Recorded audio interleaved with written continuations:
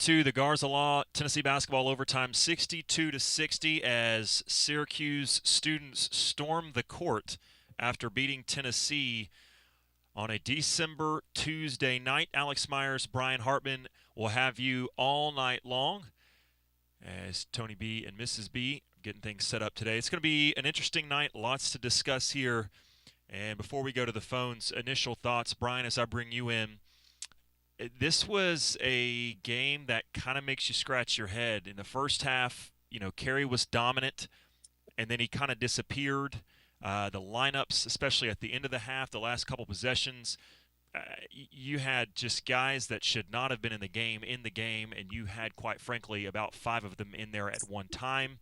It's frustrating as a fan to watch, and maybe at the time you're thinking no big deal, but when the game is as tight as it is late, you can't help but think back about that and go, what are we doing here? What's the goal here? And then at the end, you got the ball to Gillespie, and then you end up getting it to Carey for the last shot.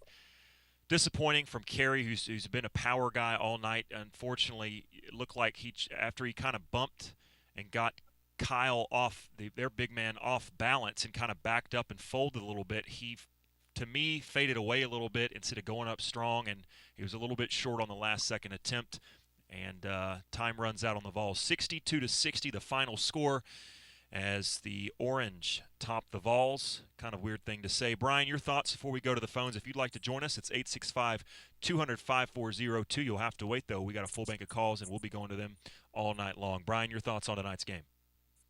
Yeah, Carey had gone to the hoop with authority all night, every shot. And then on the last one of the game, I think he thought maybe he threw a foul, was hoping to draw a foul there, and he didn't go to the hoop and didn't get the benefit, didn't get the call. Just a very rough night, just a very, very – you're on the road. It's cold in the Northeast where, it's a very strange environment. It's something they haven't seen, and it's a young team, Tennessee still. But Ament Akpara and Ament just were, I'll be honest, they were both brutal tonight. And Ament will learn from this, but 2 of 10, he made all his points from the free throw line, ended up with 11 points. Akpara was honestly, except for that block that they overturned on a goaltend, just was a waste of space completely. And I don't think keys to this success is Carey scoring that many points, 20 points leading the team, 22 points. I don't know if that's the key to success for Tennessee long term. I don't think you wanted that unbalanced with him, the leading scorer. And points in the paint, they got, I guess it's what Syracuse gave them and what they could take advantage of, because I think they ended up with paint points, 40 to 28, 40 of their 60 points were in the paint. Yeah, so I don't think it's just a very disappointing coming off that Kansas loss. You felt great about this team a week ago tonight. They knock off Houston, and now a week later you feel like, well, are they ever going to win another game against a good team? It's very, very disappointing, and I don't know if it's concerning yet, but I don't like it. I don't like that at all, and hopefully J.P. Estrella can get back. Yeah, I don't know that I would say it's concerning, but it has been an unfortunate week to be a Vol fan. A lot to be thankful for in life and as a Vol fan over the past several months, several years, but certainly this past week has been one to forget. On the gridiron, on the court tonight, Barnes clearly made an observation early on, and it worked, which was that although Akpara and Phillips started and looked to get most of the minutes, clearly strength and size inside and physicality were going to be the key to win tonight, and it almost got him over the hump. So I'm not too concerned that it was kind of an unorthodox night scoring. I mean, I think it's such matchup dependent as basketball as a sport, and you had a matchup, you took advantage of it. Unfortunately, too sloppy, too many turnovers. I don't know what the final number was. They had 16 turnovers with like 5 minutes or so left. Too sloppy. Nate Ament, Gillespie, neither one of them played particularly well, particularly Akpar and Ament, as you mentioned. It locked me out there. Ament just kind of brutal tonight.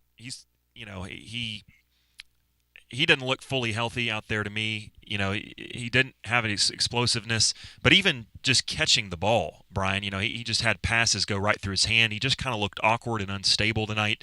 Hopefully the Vols can get back here and kind of move past this one. Let's go back to the phones, though, 865-200-5402. Hello and welcome into our first caller on Garza Tennessee basketball overtime. Alex. Zach in E-Town. What's up, Zachy? What man? This is not trending right for Nate. Amen. This is 2-3 bad games in a row. I don't know. I mean, first off, the weather's cold everywhere. I mean, Brian, I agree with you. It's going up to Syracuse sucks, but it's cold everywhere. The team is young. I mean, it's got one young guy. This is not gelling. And I mean, you stole the words right out of my mouth, Al. He was fucking brutal with like all those turnovers, 7 turnovers. Excuse my language. I'm just, and yeah, if Carey's your leading scorer every night, and that's that they're going to give us these down low points. Whereas in years past we would have killed to have a few.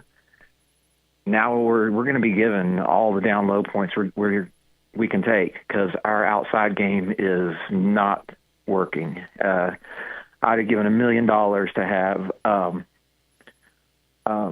Janie back tonight for the last 2 or 3 minutes of that game, because what we did at the end of the game was disjointed. I mean, Carey should have put that ball in, but I'm on a negative roll. It's been a bad week. Yeah, the Vols were not good from 3, 4 of 13 for 31%. Somehow that was better than Syracuse, who shot below their average tonight, 5 of 19. Just brutal. Brutal night. I made a comment, Zach and Brian, to Tony when we were watching the game upstairs. To me, it reminded me of that game in Madison Square Garden a few years ago where people couldn't even handle the ball. I mean, even the free throw numbers. Tennessee shot 53% from the line. Syracuse at home only 59%. And I kind of thought at first maybe the sight lines are just weird because they're literally playing in a football stadium. So I'm like, Right. maybe that's part of it, and maybe some of it's to be expected. But all the loose balls, the unforced turnovers, both teams just shooting multiple air balls. I don't know if something funky was going on, but it wasn't just Tennessee. I mean, Tennessee wasn't good, No. but even playing at home, Syracuse, it was just an odd night. It's not it's a bad loss, y'all. I mean, I'm sorry, this is a really bad loss, and we've totally erased all the positive that we got from beating Houston in the last 2 games. Unfortunately, so now we're going to have to start from scratch. And I guess, I'm still behind this team. I'm not giving up on them, but Nate Mint has got to get his shit together because we paid this guy a lot of money. He's got to come to play. I don't know, with Duke and Cooper Flag, that was the money. That was the money shot. We look like we might have come up with a handful of sand, but I'll let Dave. We'll pass the mic to Dave and let him bring up the mood. Thanks for doing the show tonight, y'all. Peace. What I meant to say there earlier was it's a new team that hasn't gelled much together yet. I didn't mean to say young, but that's just kind of what came out of my mouth. But I meant to say a new team for the most part with only 3 returning players from last year. Well, and I want to make the point, too. It's important to note this isn't football, right? And Zachy's a smart caller. He knows this. But I think it's important to reiterate that the win against Houston last week is not erased. Now, obviously, your resume's better if you win this game than if you don't. But that's still probably going to be one of your, if not your best win when it comes to March. And they're showing the brackets and showing the resumes. That's still going to be a quality win, whether you lost tonight, whether you lost, last weekend, whether you didn't. So it doesn't erase that. But I think it's important to note the difference of the spot. Because Tennessee is in a spot where in conference they're going to get a lot of opportunities at Quad 1 games. They just are. Playing in this league, playing the non-conference schedule they just played. Syracuse in their conference, they're not going to have many of these opportunities left, especially at home. They went 0 for last week. They didn't have success in that tournament, unlike Tennessee, who got a couple of nice wins. Syracuse needed this game a whole lot more than Tennessee did when you talk about March and building a resume. Syracuse, without its top scorer, had to have this game. Tennessee didn't.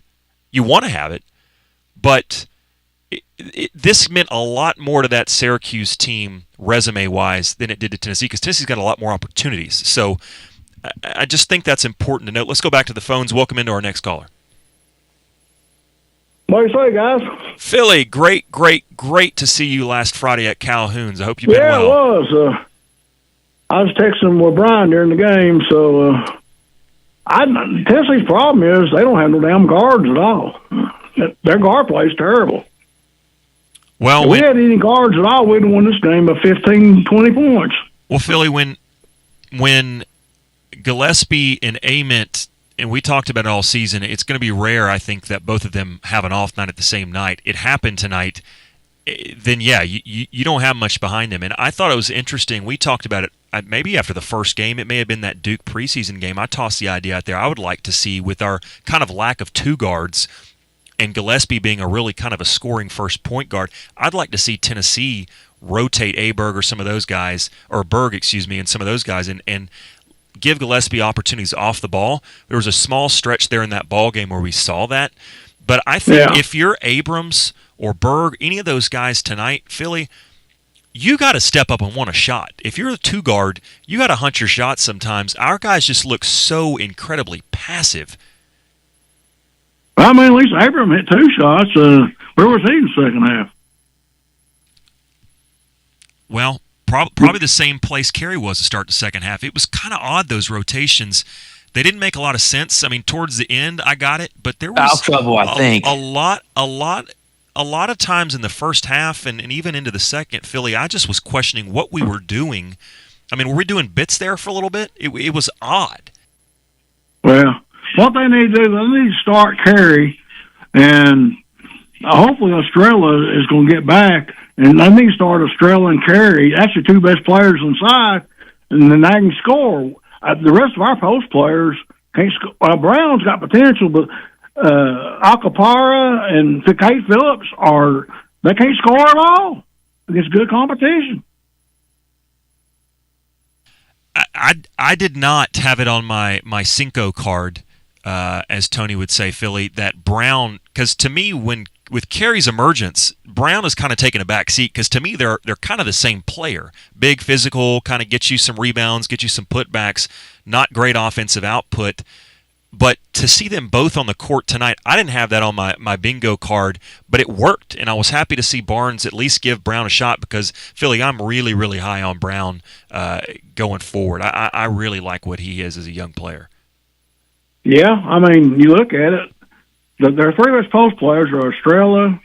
Talent-wise, their three best post players are Estrella, Carey, and Brown. That's the best three, and the other two, they all just come off the bench. I mean, our guard plays so down bad, though, they can't get the ball in there. I mean, it's just very frustrating. How many turnovers we have tonight? We had 17. In Philly, they had 16. And that's what's crazy. Yeah. Now, here's the difference, well, though. Halftime, Philly we won't when that crap happened. Well, that Philly guy hit that thing. What was a foot shot off the ground and went in? I mean, it was not our night. Well, but Philly, they've got to win at least one of these next two games, Illinois and Louisville, and they're a lot better than Syracuse. Yeah, well, you got to prove that the Houston game isn't the outlier. But Philly, you talked about the turnovers, 17-16, right? It's pretty close. Here's the difference: Tennessee only got 10 points off of turnovers, whereas Syracuse got 24. There's your difference. Yeah. And the bench points. Well, terrible loss. I mean, we've got one quality win all year. That's Houston. You can't live off that win forever. No, but you can live off for a week, Philly. I'll call that Houston win my Thanksgiving leftovers. I got about one more day to eat on that, all right? Well, yeah, I mean, it was a good win, but you think this might be Barnes' last year after watching all this crap? The way they're playing tonight, they're going to be lucky to get in the tournament. Philly, you don't mean that. Well, I'm being honest. No, they're going to be fine, Philly. I mean, Meshack, they don't have a Meshack. They don't even have, I mean, all honesty, as much as Ziegler, I gave him a hard time, but Ziegler's better than Gillespie. And then you don't have no Chaz Lanier. We don't have no shooting guard, like you said earlier when I was talking to you. No, we don't have a good option at the 2. There's no question, especially when Boswell's picking up fouls, because then you can't even count on his defense because he's out of the game. But I don't know that I would go there with you on Ziegler. I mean, legacy-wise, yeah, it's not going to be close. Ziegler's going to go down as a better guard here at UT, but for a 1-year scenario, I don't know that you're better off with Ziegler. I mean, you don't win that Houston game with Ziegler last week. Because Gillespie's not a point guard, like he's a shooting guard, but he's 5. He's 6 foot tall at the most. I mean, I've met the guy, and he's about an inch taller than me. That's not saying much, you know it. Yeah. Hey, real quick before you get off here, Philly, and I appreciate you calling. I thought of you the other day. You'd be happy to know this. I was somewhere watching some just terrible Thanksgiving tournament. 10 o'clock at night, I don't know what it was. I was watching something, and they show a shot at the end of the bench, and I went, no, it can't be. It can't be. And I looked up some roster, I don't remember who it was now, and if it wasn't your boy Tamba from Catholic, he is still playing college basketball. Yeah, he's at St. John's. St. John's. See something, man. Rich Bruins did. I mean, well, hey, wouldn't it be nice to have B.J. Edwards and Cameron Carr on this roster? See, appreciate you, Philly. Oh boy. Now let's really brighten things up as we go back to the phones. Welcome into our next caller. Hey guys, Dave. What's up, Dave? $4 million for that, and that's 2 straight games in a row. Both of them have been shit. They were worse tonight than they were against Kansas. They were bad against Kansas. Gillespie's not a point guard. He doesn't get the whole team involved. He's not a point guard. He's a scoring point guard that does not. I want you to understand what I'm saying. Zakai Ziegler controlled both ends of the court, defensively and offensively, but he got to everywhere he wanted to on the court, and he distributed the ball. You get no argument from there on me. No. Zakai Ziegler is not a point guard. Zakai Ziegler was a floor general. I mean, he got everything going, and he was a straw that stirred the drink. Gillespie is not that. He is not. There's no comparison Rodney from that Rice standpoint. Is averaging over 20 points a game and over 6 assists a game, 4 or 5 rebounds a game.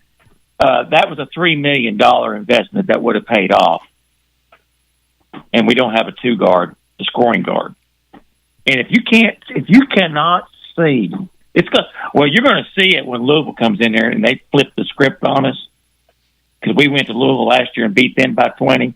So they're going to flip the script and come in here and beat us by 20. Because it's going to be ugly. We play them Saturday. And I don't see this team beating Illinois, who could score. Because we can't score. We're just not a good offensive team.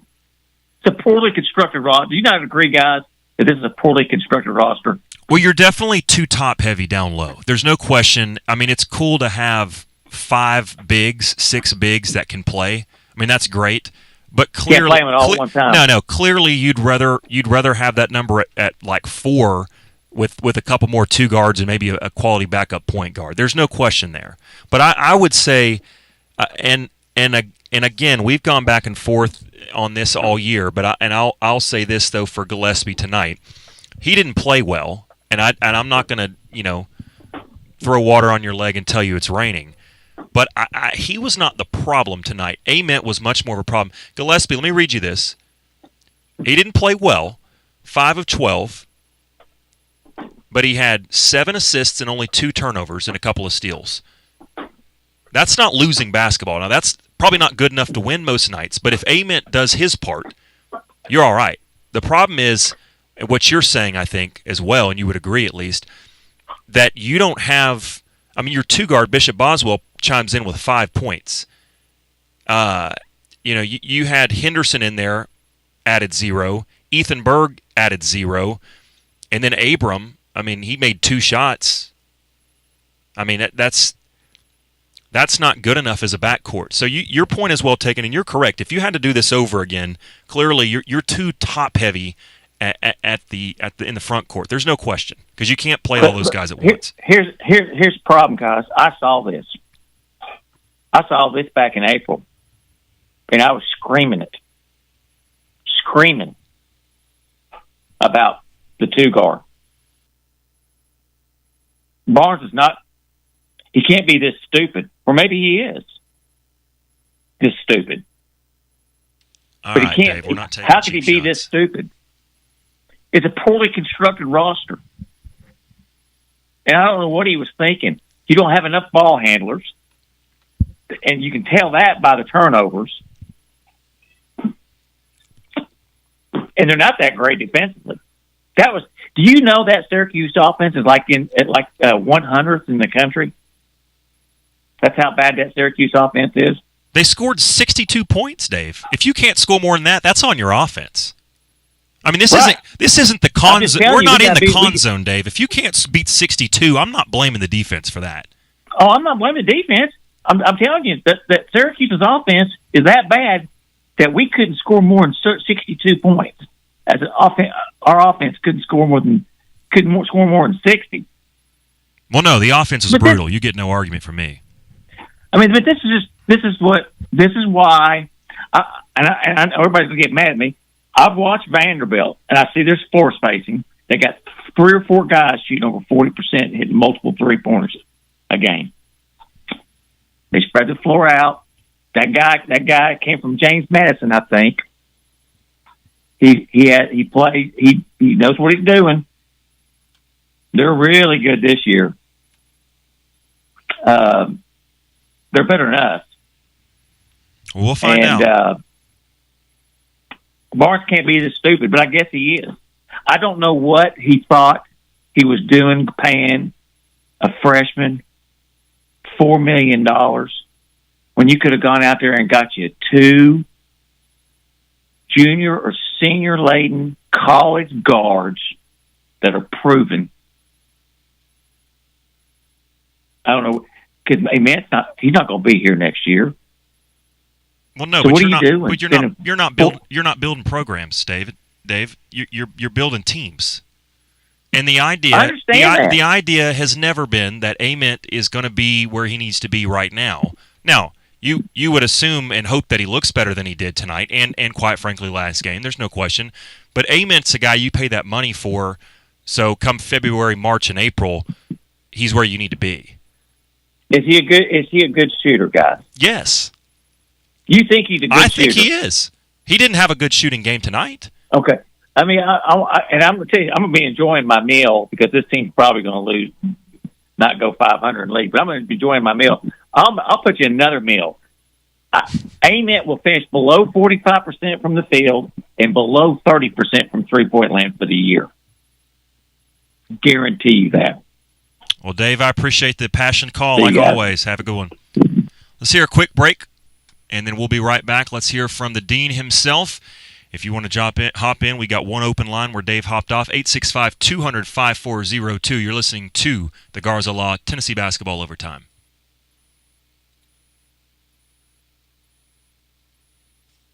To be, and we'll go to the phones. Law firm and your Garza Law Firm.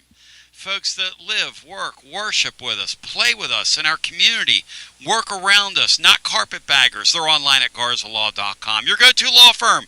DUI defense, criminal defense, personal injury, Social Security, disability, a myriad of other matters pertaining to the law. Don't play around. This is your life. Available 24/7 at garzalaw.com.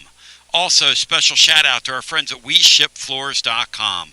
We Ship Floors where the pricing's insane. The Supercore floor is the real deal Holyfield.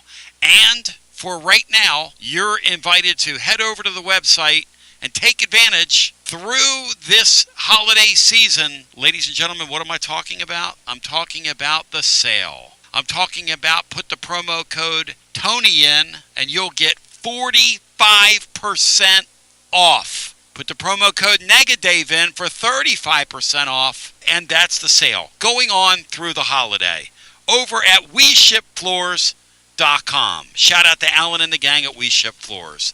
Also, speaking of the holiday, ladies and gentlemen, my friends at Calhoun's, feed the family for the holidays. You got it. Hot and ready smoked turkey. You have a feed 5 or a feed 10 option, or hot and ready smoked prime rib. It's all fresh, it's all delicious, and you'll get more at holidayfeedpacks.com. Again, holidayfeedpacks.com. All the information you need. And we're also presented by our friends at T3 Vodka. Score a T3 every single time with Tennessee's premium vodka. Handcrafted with passion, precision, and a whole lot of pride.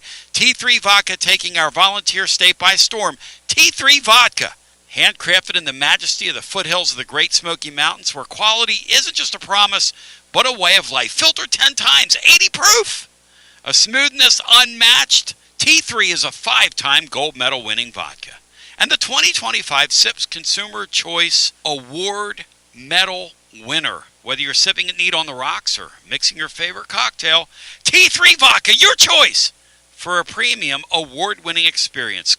Hit a T33 and ask for T3 Vodka by name at your local restaurant or at your wine and liquor store. Distributed by Athens Distributing, and please drink responsibly. And speaking of responsibly, let's now get back to more on your Garza Law Tennessee basketball overtime. Thanks, Tony. Brian Hartman, haven't heard from you in a minute. Your reaction to the last couple callers who have been impassioned is how we'll say that. Well, I have to come back to this, and they can almost erase what happened tonight with a couple good wins these next two games. If they can get Illinois and get Louisville, and I know it's going to be tough, but that would almost make up for the last two. And as poorly as they played, they still, on the road, had a shot, a good look at the buzzer to win at the end. And I think the difference was they let them have that layup right before the halftime buzzer to give them a 2-point lead, that where they just stood around, didn't get the rebound, and may have thought the clock was the game clock was over or down to zero. And I think that turned out to be the difference in the game. I think that might have been the biggest play of the game. Oh, Brian, I'm glad you said that. I had totally erased that out of my memory. I had referenced that sequence earlier, kind of at the top of the show, about the funky lineups and the weird ending, but I had totally forgot that, yeah, the guy shot with like 5 seconds, and so their rebound came off, and Tennessee's guys like had their back to the basket like they thought halftime was already upon us, and they go and get an easy putback, and 2 points, no big deal. Well, you lose by 2. So I'm very glad you bring that up, Brian. Thank you for saying that, because, yeah, I mean, in a game like this, you look back and how many opportunities you had. I mean, as bad as Tennessee played, and really, I mean, they really, I mean, I don't want to say they should win the game when they played that poorly, but they should have won the game. Let's go back to the phones now, 865-200-5402. If you'd like to join us, it's Alex Myers, Brian Hartman with you tonight on the Garza Law Tennessee basketball overtime. Welcome into our next caller. Hey, fellas, it's Rusty. Rusty, good to hear from you. Thanks, buddy. Hey, I saw this Syracuse in person in Vegas take Houston to overtime and play Kansas really, really close. Like, I was worried about going up there on a Tuesday night in that place that's like playing basketball in an aircraft hangar. Didn't like the matchup or the layout of the game, the spot, so to speak. Tons of stuff. One, you cannot drive the basketball on offense if your 4-man and your 5-man are firmly in the paint and their defenders are in the way. So whenever you beat your man off the bounce and get there, there's help defenders. Just terrible. Akbar is shooting way, way above 50% from behind the arc. I know we don't shoot a ton, but get his ass out of the paint and tell him to sprint to the corner and take his defender with him whenever somebody drives and give a little space in the paint. That's number one. That's a huge problem for anybody that drives it, mostly Nate. Now, at the end of half, they got a guy who shot 3 air balls in Vegas from the foul line. He looks like a guy with a broke arm shooting a foul shot. It looks painful, Rusty. I don't know how he shoots. It's unbelievable. in person, it's even more shocking. But he was 3-9 on the night. We got them in the bonus with 14 seconds to go in a tie ball game at the end of the half, and they call a timeout, and we decide we're going to go to a zone, which we never do, hence them getting 2 offensive rebounds because our zone wasn't terrible, but we had no idea who to box out when the shot went up twice. And you have Henderson on the court who's not going to play in the second half. He's just out there because all your guys have foul trouble. Ament, Boswell, and Gillespie. Have Henderson sprint to Kyle and just do an away from the ball foul and make him go shoot 1-and-1, and you get the ball back to end the half down or with like 12 seconds to go. Why coaches in college won't do that when that's exactly what an NBA team would do if you put that guy on the court when the other team's got themselves in the bonus. Anyway, that's a coaching problem that's an epidemic in college basketball. We don't take guys who are pathetic at foul shots when you get them in a spot and say, hey, go make a 1-and-1. Good luck with that. And if you make both of them, we'll tip our cap. Well, you saw Kyle at the end. He went 1 for 2. Yep. And if you put him at the line on that 1-and-1 at the other half, I guarantee you he misses the front end. And we're actually good at rebounding on foul shots. Now, that was 2 points to let them have that possession the way it went down. The first possession of Syracuse second half, their guy shot a late shot clock shot from behind the backboard that went over and went in. That is illegal. Anybody that wants to check me on this, please feel free. When the ball crosses the backboard, forwards or backwards, it's out of bounds on the last person that touches it. That shot shouldn't have counted. That's 2 points that should not have been given to Syracuse. I didn't catch that. I'll say this. As Duke just beats Florida by 1, 67-66 in Cameron, if it's coming down to an official, it should never have come. This game should not have been. No, it shouldn't. It should have been close. It shouldn't have come down to an official's miss, giving them a basket that shouldn't have counted. They should have won by 10 plus. Of course, but that's an easy call. That's something that's obvious. Get those things right. Also, 5 block/charge calls were called in the ball game, where it was either a block or a charge. Guess which way they went? Well, I think at least 3 or 4 of them were charges, and I know Tennessee at least had 3 charges on them. No. Yeah, you're right. The point I'm making is all 5 went in favor of Syracuse. The only one that was called a block was on Boswell. The other 4 were charges on us. Ament's charge where he made the basket and got fouled, it was a block. He had gathered the ball and was on his way up way before 42 got anywhere near having both of his feet on the ground. And they changed that rule that when you start gathering, the secondary defender can no longer step in and take a charge. Well, that one was so disappointing for me because all night and really all season you're going, boy, he can get to the rim. He's just got to get a little bit strong and be able to finish through contact. And there's contact, the defender falls, and he banks the shot in, and you're thinking, he's finally done it. And then they call, and then you see the officials strut out there to the quarter court, and I'm like, oh no, here it goes. I'm gonna revert back to my first point about our bigs always being in the lane, getting in the way. If Okpara would have been standing in the corner on that play, 42 would not have been there to step in and take that charge. And they would have had a free lane for a dunk. That's the problem. It's not the structure of the roster could be a little bit better, yes, but if you're going to play with always having Carey and Okpara with 1 foot in the paint, there's no reason to try to drive the basketball. It ruins the spacing. And that's it. Appreciate you, Rusty. Yeah, I mean, he brings up some valid points, Brian. It's I just can't get on board with this as a poorly constructed roster. I mean, it could be better, right? Like to me, the balance of the roster could be a little bit better. It doesn't take a genius to a basketball savant or a genius to figure out that we're a little short in the backcourt. But this is a roster that I still has as much upside as any Barnes has had here. And maybe I'm just looking through orange sunglasses saying that. I still think they do. They had a bad night tonight. I think there's calls down at Florida that they might have a poorly constructed roster. I've heard. Well, you'd have to So, care, I mean, you'd you have could to say care that about your about a lot college of teams. basketball team for people to be calling in and saying that. But your point's well taken. Let's go back to the phones. 865-200-5402. That's 8-600-2. Let's try that again. 865-200-5402 if you'd like to get in here before I give out the wrong number and you're prank calling somebody at 10 o'clock at night. Welcome into our next caller. Thanks for joining us. Hey, Alex, I appreciate you and Brian doing the show. This is Andrew in Maryville. So, about your point you just made about, the way the roster is constructed, I agree. I don't have a problem with the way it's constructed. I do wish we'd gone out and gotten the 2-guard, but, I think in 4 out of 5 positions, this is a very similar team to last year. Gillespie and ZZ are comparable. Obviously, Akpar is the same. Boswell's comparable to Meshack.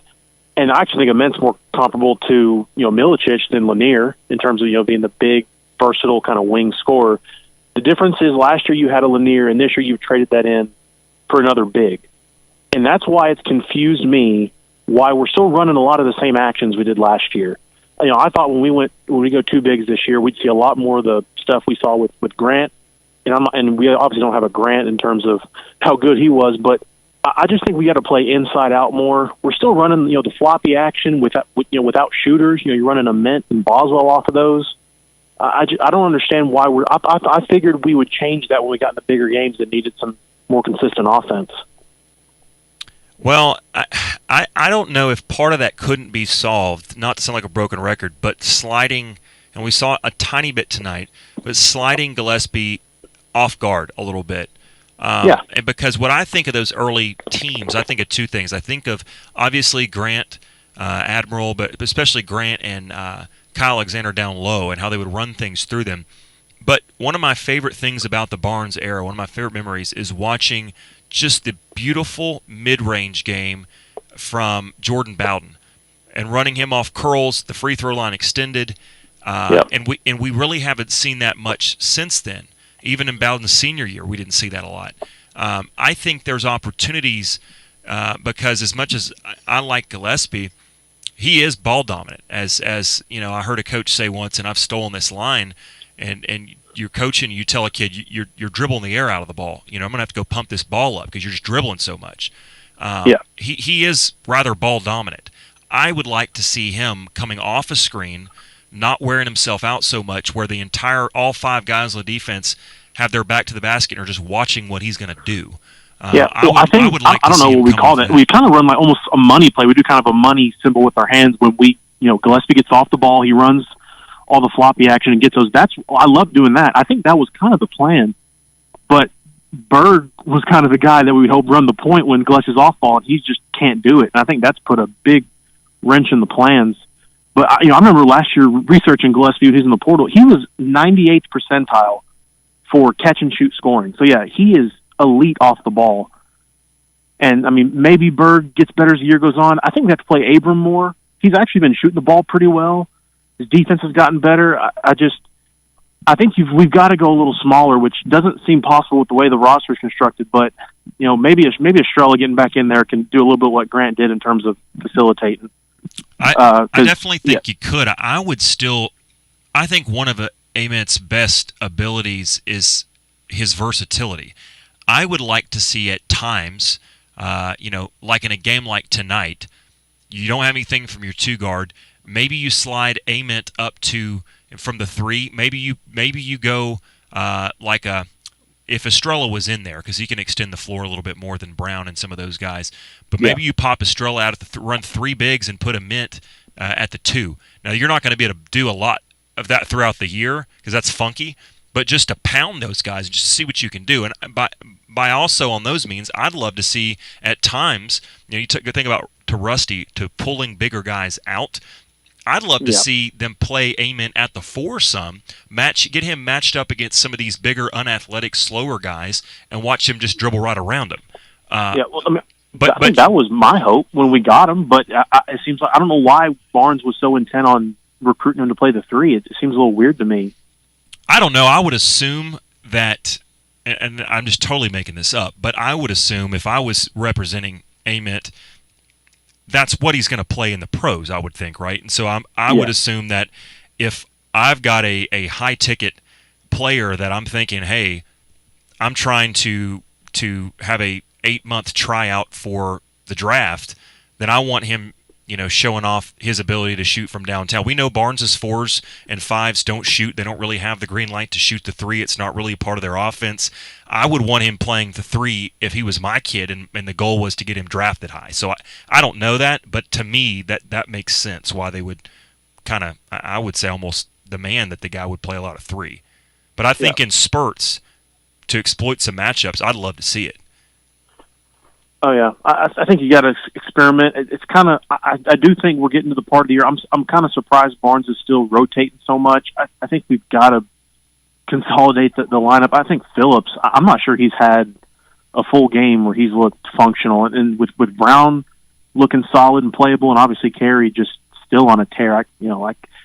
That guy's going to be the Dubar of last year in terms of showing up for the big games, but doing it a little more consistently. But I think Phillips might end up getting phased out, which is, he's Barnes' guy, so maybe it doesn't happen. But all right, I appreciate you, Alex. Thanks for doing the show. Hey, thanks for being there. I don't know that Phillips gets phased out. I still like Phillips a lot. I just think there's certain games, he's a physical player in his style, but he just doesn't, Brian, have the muscle and the girth down low that a couple of the other, like a Carey or a Brown, that you could give the ball to those guys, particularly Carey tonight, and he just kind of bullies some people.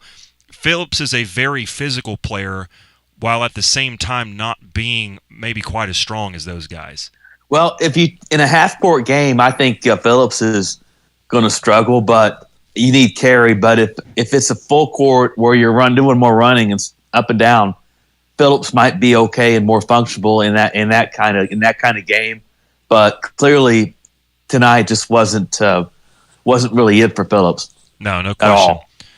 Let's hear from Tony again when we come back. We got a couple phone lines available. If you'd like to hop in, now would be the time to do it. 865-200-5402. That's 865-200-5402 as we talk Tennessee and Syracuse on this early Tuesday, December night. We won't do this forever, so as long as we have calls, we'll stay on here. As soon as they stop, we'll get off. So call up now if you'd like to. We'll hear from Tony. We'll be right back on the Garza Law Tennessee Basketball Overtime. We'll get you back momentarily to another action-packed episode, or this action-packed episode of Garza Law Tennessee Basketball Overtime, presented by Marcos Garza and the Garza Law Firm, online at garzalaw.com. Special shout-out to our friends at TLD Logistics, who provide your phone activity. My friends at TLD Logistics are online at tldlogistics.com. Whatever your shipping need, TLD Logistics has you covered. Also, a special shout-out to Waterside Contracting. Maybe you have a dream. Maybe, this wintertime you're starting to think, I need to buy some land. I need to build on it. Waterside Contracting is your ticket. 25 years of making dreams come true for hundreds in our area. Whether it's custom homes or remodels, Waterside Contracting will build on your lot. They do incredible work all over the area. Check out the website, watersidecontractingllc.com. That's watersidecontractingllc.com. Quality without compromise, Waterside Contracting. When it's time for a fresh coat of paint, look, you're not going to run. You're not going to walk. You're going to run. That's what I'm trying to say to Walker's Painting. Walker's Painting, interior and exterior. Walker's Painting, making it beautiful since 1999 across our Knoxville area. New construction, repaints, commercial, free estimates available. And get this, mention you heard about it right here on Garza Law, Tennessee Basketball Overtime.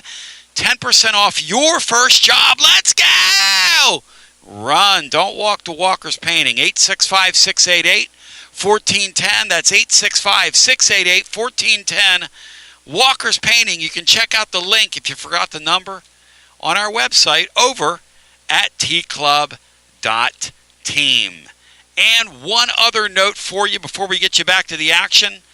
Living Vol fan, make Alumni Hall your one-stop shop for the Vol fans on your shopping list this holiday season. Come on, there's nothing better than your favorite Tennessee gear under the tree, whether it's a nice polo shirt or a new hoodie or something for that man cave. Pop in and see my friends at Alumni Hall, and pop your friends with something new from Alumni Hall, the best selection of Tennessee gear.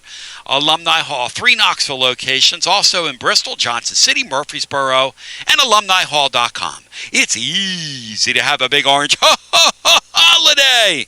Happy holidays from everyone at Alumni Hall, the ultimate Vol shopping experience. And now let's get back to another award-winning, action-packed episode of Garza Law, Tennessee Basketball Overtime. Brian, 10 p.m. on a Tuesday. A lot of good college basketball on. I'm not a fan, and really never have been, of these challenges where they're random midweeks. I mean, it's a challenge, but it's not really a tournament. You're just playing one-off ad hoc games. But it has produced, for a random Tuesday night, some pretty good games. Obviously, our game was sloppy, not a pretty game, but it was a good game as far as going down to the wire. Florida Duke, a very good game. Boozer continuing to look like easily the best freshman in America. And then right now we've got Kentucky playing in a good game up there in Lexington to start off with. So kind of blessed to have this college basketball on a Tuesday night, Brian. Yeah, and I just wish Tennessee could have taken care of their part and won a game and made us a little bit more, I don't know, maybe interested and into what else is going on, because that loss just sort of, that sours my taste for a while. I'm not going to lie. That's a team that didn't have their best player. That's a team that had lost 3 straight. You got to win that game. And I know they were desperate. They needed it, but I'm very disappointed in the outcome. I'm not a huge numbers guy, Brian. I know you are more than me, but a couple numbers that stick out to me. We mentioned a few of them earlier, but a couple more. Plus minus. The 2 biggest worst plus minus numbers tonight. Cade Phillips and Felix Okpara. Phillips a minus 12 on the night. Okpara a minus 9. It was actually. Well, does that surprise you? It was actually Dwayne Brown. No, it's Dwayne Brown who had the best plus minus at plus 12, and Jalen Carey only a plus 5. I would have thought he'd been more than that. It also shocks me to know he only played 23 minutes. How does a guy that dominant tonight only play 23 minutes? Interesting rotations tonight from Barnes and his staff, as North Carolina's got a 1-point lead with just under 10 minutes to go here in the first half. And Lexington, and as we go back to the phones, Brian, one more note. I think it was about the 15:56 mark. It was under 16 minutes when Tennessee made their first shot from the field. They had 1 point at the 16-minute mark. Not a good offensive night. Hello and welcome into our next caller. Well, hello, gentlemen. What's going on, Richard? Richard. What? I tell you what, man. This was my turning point of the game. After this shot went out, I said, if we lose by 2, and mark this one down, their first bucket of the second half, when they had 1 second left and the guy shoots it over the backboard and it went in, and I said, oh boy, that one's going to come back to haunt us. So it was, sometimes, guys, it's just one of those nights for the home team, and things like that go in, three-pointer at the last minute heave up and stuff like that. But sometimes that happens for the home team, and you make some shots like that, and you need your opponent like Tennessee tonight to play really bad. And we just had too many negative players out there tonight. It was just one of those nights. Like I said, Okpar was not good. He allowed, I give credit to that Cal kid. What is he? Probably 6'6", and he can control the paint like he does, blocking shots. Give that kid a lot of credit for being undersized, but yet controlling our bigs inside the best he could. And Jalen gave him a lot of trouble. But yeah, in the end, it did. It just came down to whether or not the guards were all going to join in tonight. And Nate wasn't very good. Gillespie was not bad. Of course, he wasn't known from outside at all, but overall, not bad. Very average from him. And then, of course, no guards other than Abrams hit a couple baskets, and then, like I said, it was kind of hurt from there. So, no doubt, this team is still a team in work. A very major construction job is going on. And Rick Barnes is going to earn every dollar he makes this year trying to figure out what is the best 8-9 guys to get this team gelling and playing good and mixing and matching. And it's going to be some growing pains. And I think especially for Nate Ament, wouldn't y'all agree that, right now it's early December. You hope that by the time we get to February going into tournament time, he finally understands, at this level of basketball, when to take it to the rim, when not to, when to pull up and maybe shoot a little 5-footer, and not thinking that you can overjump everybody at this level, because physically his body's not ready for just all the contact. So he's got to learn how to just pull up sometimes and kiss it off the glass, do some various other things. And I think it's just going to take time for him to learn. He's still learning it. And, like I said, going to be a lot of construction going on with this team, more than Rick's had in the last couple of years. Well, I think a lot of good points there, Richard. I appreciate that. But I would say this. On a night where Gillespie, it doesn't really have it going, nobody else outside of Carey has anything going, has a pulse, really. I don't know if you're Ament, how you can do anything but kind of try to force some stuff, because, I mean, it's just that type of night where I didn't have a problem, even though his shot wasn't going too well. I didn't have a problem with him continuing to take some shots where, maybe they weren't the best shots because nobody else could get anything to go. And for goodness sakes, sometimes as a basketball team, you'd rather see a tough shot go up than making an extra pass and then turning the ball over. I mean, you had 17 turnovers, and I mean, at a certain point, I don't have a problem with him, some of his shots, and they didn't go in. Oh, no.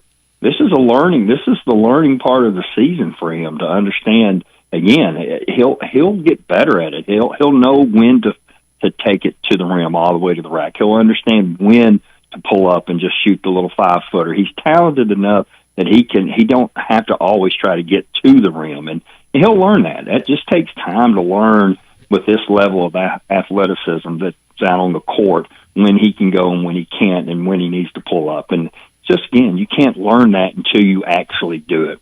And so, no, I'm not worried about it. I think the kid will be there by the end of the year and do wonderful. And like you said, without JP in the middle, I think as this team, just looking overall, I think the best lineup going forward in the future in SEC play will definitely be JP working with Carey. I think the two will be able to work a high-low game with two bigs, isolating some things, and then kicking out for open threes for the other guys. So, again, under construction, this team is.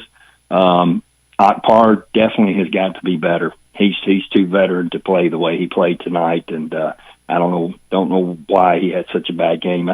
Phillips will come around, I do believe. We've seen him. Once he gets on one of them heaters, he starts getting extra rebounds put back. So, again, there are a lot of pieces, just got a lot of construction to make this thing fit and see how well it's going to be, by the time we get later in the season. So, hey, coming to Nashville, guys, hopefully the Big Orange Crown will be in Nashville. Hadn't made up my mind yet if we're going yet or not. The tickets are so expensive to get into that game. If you want good seats, it's $200 to $300 to sit courtside in that game. And it's ridiculous that they could sell more if they didn't have the price so high. But, I think we'll have a good showing, fans-wise, and team to show up again Saturday against Illinois. Richard, I appreciate you. Have a good one. Something, Man. Brian. Go ahead. I tell you, $200, $300 just for after tonight's game. That's going to be a tough ask. It's a tough sell. There's certain if they were 8-0 or 9, I guess what is it? What would their record be? 9-0. 9-0, I think. You might do it. You look at a couple of these stats and you just look at and go, how do you lose to these guys? Let me read you some numbers from Syracuse tonight. Again, we're getting ready to take our last break, and then we'll take our last calls and we'll be off here. But before we do that, Syracuse shot 26% from three, 59% from the free throw line, turned the ball over 16 times, but they got 24 points off those turnovers. Tennessee turned it over 17 times. They only scored 10 points off of Syracuse's 16 turnovers. And then the second chance points. Syracuse only scored 6 second chance points. Tennessee outscored them by 12 in the paint. Tennessee didn't have a single fast break point. They had 9. They had 8 blocks to Tennessee's 2. And then lastly, they only had 7 assists. They finished the game, Brian. 7 assists and 16 turnovers. And you couldn't outscore them. Wow. A rough watch tonight for the Vols. Well, we're going to hear from Tony one more time, Brian. and we'll come back and get your thoughts and our final from the caller as well. If you want to get in, this is, we'll call it the last call, 865-200-5402. We'll be back in just a moment.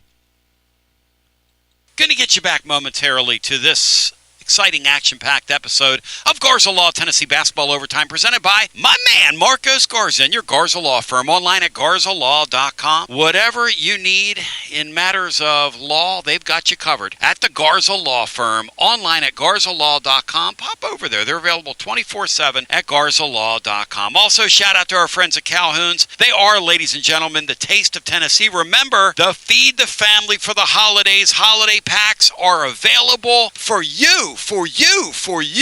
Special shout out, ladies and gentlemen, to my friends at VIP Play. You bet $20, you get $100 in bonus bets instantly. The promo code and the phrase that pays is TN Tony. Again, TN Tony. VIP Play live always. 200 plus leagues, numerous bet types, props, options. If you have a bet in mind and you can't find it on your book, check out VIP Play, because everybody gets treated like a VIP over at VIP Play. Gambling problem, 800-889-9789. 21 and over, located in the state of Tennessee, to place a bet. Shout out to our friends at Connexial, Knoxville's own transportation logistics tech company.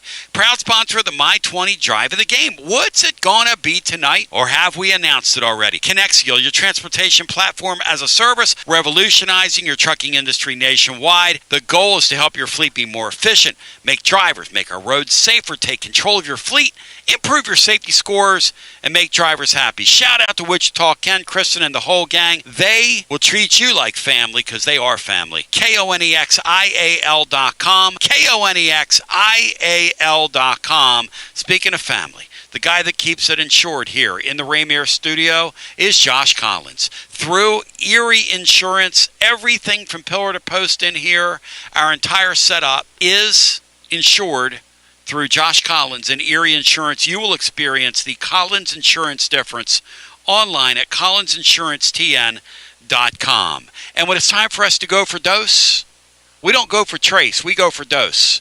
We reach for an ice-cold Dos Equis. Dos Equis Lager Especial, the Golden Pilsner style beer made from the choice of hops. A balanced composition, smooth, clean finish. Party guest, always invited, never overstays his or her welcome. A Golden Pilsner style beer, nuanced blend of malts and earth tones. You gotta taste it to believe that. Go for Dos Cervezas Mexicanas, White Plains, New York. And a special shout out to my friends at Performance Medicine. How do we keep these hours? How do you do it, Tony?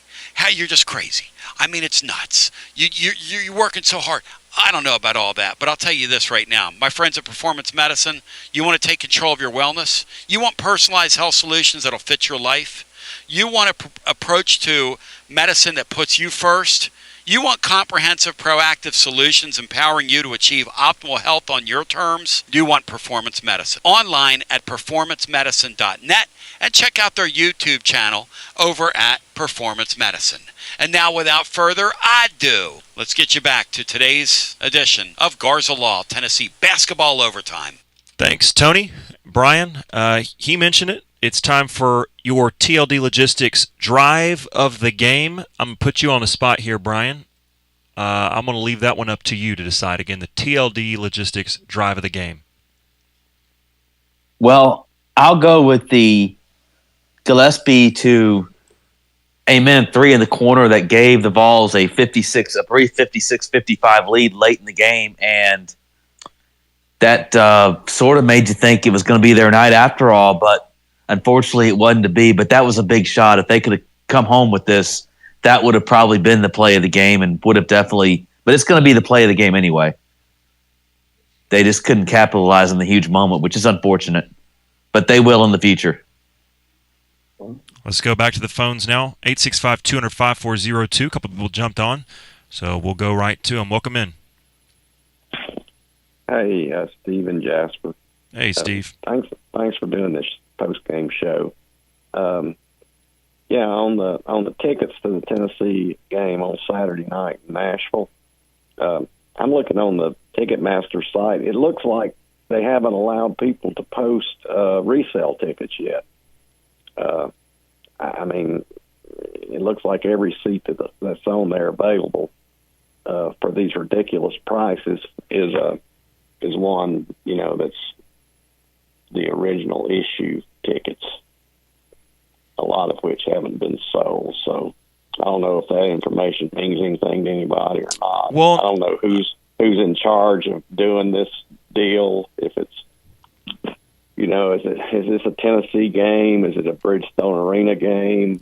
Tony would be better, or maybe C, to answer that than I would. But Brian, I know in the past they've done something called what is it? The pricing, where they adjust it based on the demands, and they can just jack up the prices closer to the game. What do they call that? Dynamic pricing. Dynamic pricing. So I don't know if that's what you're looking for. Dynamic. Yeah. Well, it's dynamic, all right. Dynamic pricing this time. They've got a bunch of seats left over, so the dynamic pricing may reduce the cost. Well, maybe they've got like a 20,000 seat waiting list for Bridgestone on Saturday. Maybe that's what it is. It may be. It's probably as legitimate as the 20,000 seat football waiting list we have. If they do. And I imagine a lot of those people on that football waiting list would not be willing to pay this type of price either. So, but anyway, I just wanted to point that out that people might want to be patient and wait if they are thinking about going to the game, because it looks like this, there might be more tickets or tickets at a lesser cost maybe later on. I don't know. Well, I don't know how they'll do it. Yeah, well, I appreciate you giving us a heads up on that. I'm sure there's a lot of people that are in the area, especially thinking about going, that appreciate that. So I appreciate the insight and appreciate you being there. All right. Okay. All right. See you. Let's go right back to the phones on what will, unless somebody else rings the bell within the next 30 seconds or so, this will be our last caller on tonight's edition of the Garza Law Tennessee Basketball Overtime. Alex Myers and Brian Hartman with you tonight all the way through. Welcome into our next caller. Yes. How are you? Doing well. About ready for my bedtime. How about you? That must mean you're sane. I'm 71 years old. My name is Everett. I'm 71 years old. I've been listening to talk radio in Knoxville for basically ever since it started, and never have called a show before. And one reason I chose to call this show is I have noticed this is actually a talk show. Both sides get to talk. And I appreciate that very much, actually. Everybody gets to express themselves. Well, can I stop you and say one thing? Yeah. I want to say two things. First off, as someone who dabbles in a little bit of radio, because I'm blessed to be around some people in my life that give me the opportunity, I want to tell you what you just said means the world to me. It really does, because I'm someone who grew up. First memories of talk radio, to be quite honest with you and transparent, are riding in the back of my dad's pickup truck, listening to sports talk radio, and I liked it because my dad liked it, and I wanted to be like my dad, and got into sports. And when I was away at college, I'm from the Knoxville area, and Tony was kind of my gateway back to East Tennessee, and so I started listening to Tony with a lot of regularity in my college days, and it was kind of my connection back home for a place where I was at, and I didn't know a lot of people. And I've always appreciated that about Tony. And that brings me to my second part after thanking you, is to say that's a Tony thing. Tony has set up his platforms and his whole show and all of his post-game shows. He's explained it kind of like a barbershop. When you go in and everybody kind of gets their opinion, some of them are going to be goofy, some of them are going to be right, some of them are going to be wacky, but everybody gets their moment to shine and everybody gets their say. And so I'll continue to let you go, but I wanted to say thank you from the bottom of my heart for saying that. That means the world to me, and I'm sure it means a lot to Tony too, because Tony's the one who's kind of set this product up to be to be how it is and set the example. So thank you. Well, you're most welcome, and it is. We got some good shows in Knoxville, and there's a lot of good content, but not everybody always gets an equal opportunity to talk, and I'm sure some of that's time constraint. But you're most welcome, and I believe this show does facilitate that. I got a couple of observations on the game. Probably nothing that hasn't been said, but maybe just another perspective. I think it can't be overstated how important Estrella is to this team. If he's healthy, and injuries are part of it, everybody's not going to be healthy all the time. But if he's healthy, we're probably 9-0, in my opinion. So that's a big thing, is hopefully getting him back. I thought Rusty's comment was really interesting on the shot behind the backboard. I didn't notice that, honestly. I did not. I don't know how far away, but I took Tony up on his offer and Googled that, and he is, of course, 100% correct. That's top of the backboard is out of bounds. If you see a guy away from the basket, if that shot is an angle, really, I don't know how far away the player was from the basket. He shot that, but I didn't pick up on that. But that's an astute observation by Rusty. Yeah, I didn't see it, and I told Rusty this. I don't know if you heard me when he called. I didn't notice it in real time. I didn't catch it, but I do know, I was dirt poor and college, and so I reffed a little bit to try to make ends meet. And that was one thing that I do know, is that if a ball hits off the iron and bounces up and touches the top, the top front corner, it can come back in, and that's fine. But the way it was described to me, and how I've always I got to have mental images of things to remember them, is it's very similar to a plane on a goal line in football. If it goes straight up, it's fine. But if it crosses over that plane, so then if it goes behind the backboard, then that's where it goes out of bounds. But I don't know that I've ever really thought about it, because it's so rare to see one come from the back to the front. So that's interesting. Maybe so rare that the referee missed it too. Yeah. It looked like the ball was headed out of bounds. I actually took my eyes off the TV because I thought it was going to be a turnover, and the shot clock was inside of 2 seconds, and I thought there's no way they're getting a shot. And somehow the crowd starts yelling and cheering, and I thought, well, what in the world just happened? So I kind of missed it myself.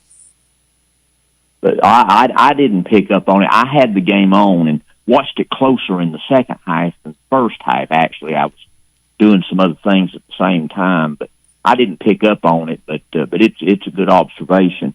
I think observation on our point guard is a good observation on Gillespie. First time I saw Tennessee play this year, I thought he was half a step slow for SEC play. He since kind of has this. He's gotten adjusted more to the speed that they try to play at.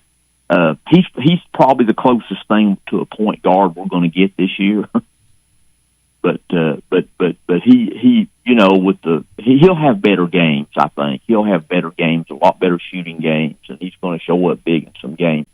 But I wanted to share with y'all a story. I'll try to make it quick. I remember this from the Bruce Pearl era, and I want to think it was his last year, which I think was the Tobias Harris year.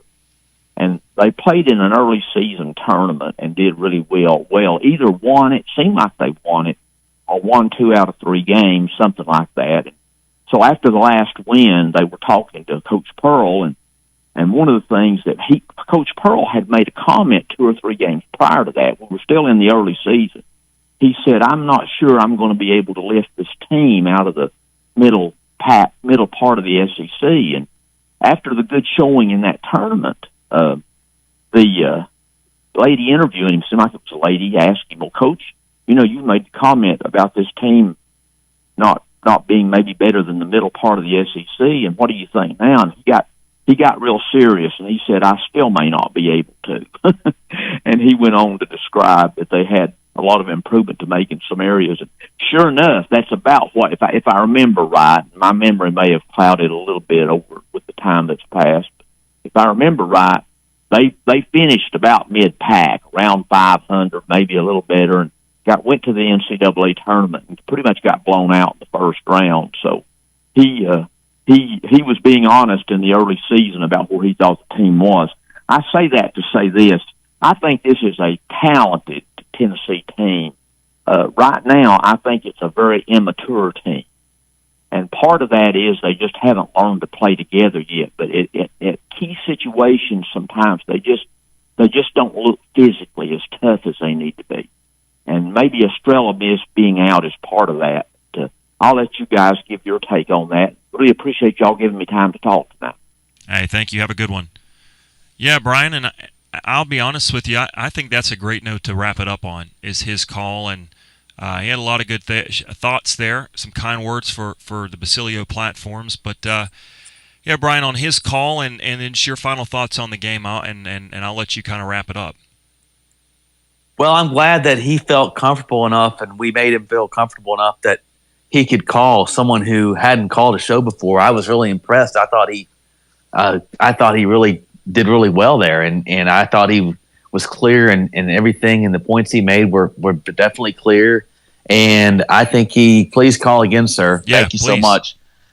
And the game was just, and I'll just go back to this. You're on the road. College kids sometimes, I've always said that the hardest thing to do, the home court advantage and being at home probably matters more in college basketball than pretty much any other sport, because there's so many variables that can make a strange arena hard to play in. The crowd is right on top of you. You don't see that as much in football and baseball. And you've got sight lines that are different. The rims, the officials can be so, you just never know what kind of whistle you're going to get. And I always think that a win on the road is just it's harder to earn. It's harder to get in college basketball. And what we saw tonight was just a perfect example of that. And hopefully they can learn from this, and if they can come back and beat Illinois on Saturday, we'll forget tonight, and we'll probably forget the Kansas game. But they need to win one of these next two games. Hopefully they can get both of them. Brian, as always, I appreciate you. Thank you, Alex. I appreciate you it. joining us. Appreciate your insight and you doing everything you do behind the scenes as well to help everything we do down here. But yeah, you have a great week, and I know that folks will hear from you tomorrow. You can hear from Tony and his cast and crew tomorrow from 11 to 1 and a lot of days beyond in the TLD Logistics Overdrive Overtime, where they'll go give you a little extra radio and an entertainment for free. So I'd encourage you to do that. You can download the Tony Basilio app. You can listen to him on Fox Sports Knoxville. And if you haven't already, you can do it on Twitter or X Spaces. It's a great way to consume the program, or do what a lot of people are doing, and you can kind of have some commentary back and forth. I've seen people pulling it up on their TVs at home and watching it. You can go on YouTube. If you haven't already, just search Tony Basilio, and you can subscribe, and you can watch it on your TV, on your phone, and you can kind of even interact with some of the other listeners and callers. I know Negadave's over there from time to time, as are some others. So thank you again for Brian Hartman. I'm Alex Myers signing off tonight. Tennessee falls 62-60. Until next time, Tony Basilio will be back with you again tomorrow at 11 a.m. We'll be with you each and every game, post-game here, myself, Tony, somebody, Brian, Matt Dixon, Mr. C at times, I think. We'll have you covered each and every game. If you watch the Vols, you know where to turn to right after the game to talk all about it. Thank you so much. Good night, and go Vols.